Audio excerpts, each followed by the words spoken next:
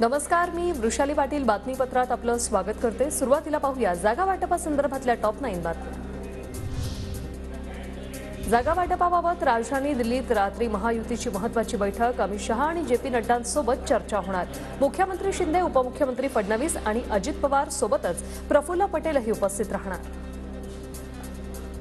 मुख्यमंत्री शिंदे आणि उपमुख्यमंत्री अजित पवार दिल्लीत कोल्हापूर विमानतळावरून शिंदे विशेष विमानानं दिल्लीकडे रवाना। महायुतीत आमचा चांगला समन्वय, सर्व ठीकठाक होईल। जागा वाटपावर मुख्यमंत्री शिंदेंची प्रतिक्रिया। तर फडणवीसही बैठकीसाठी दिल्लीत जाणार।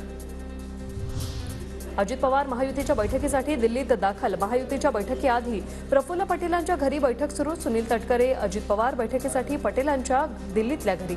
अजित पवार दिल्लीत बैठकीत मावळच्या 4थ्या जागेसाठी आग्रह धरणार असल्याची सूत्रांची माहिती। जागा वाटपाबाबत सगळं सुरळीत होईल। दिल्लीतल्या बैठकीला जाण्यापूर्वी उपमुख्यमंत्री देवेंद्र फडणवीसांचं वक्तव्य।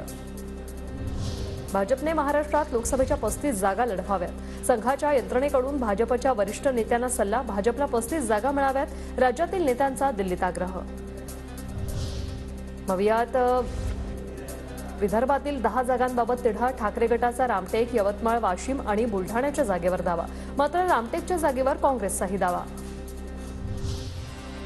12 ते 15 तारखेदरम्यान काँग्रेसची बैठक। राहुल गांधी उपस्थित राहणार। अंतिम यादीसह वंचित बाबतही निर्णय होणार। वडेट्टीवारांची माहिती। तर वंचित समाधानी असेल असा चर्चेतून आम्ही मार्ग काढू असंही विधान।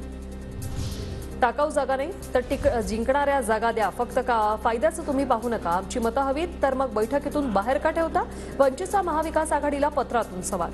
चर्चेतून बाहेर ठेवण्याची भूमिका आता बदला अशीही केली विनंती। भाजपच्या विद्यमान खासदारांची धाकधूक वाढली। भाजपकडून खासदारांचा अंतर्गत 3 सर्वे। डझनभर खासदारांच्या कामाचा स्ट्राईक रेट समाधानकारक नसल्याची माहिती। स्ट्राईक रेट चांगला नाही, त्यांचा पत्ता कट होण्याची शक्यता।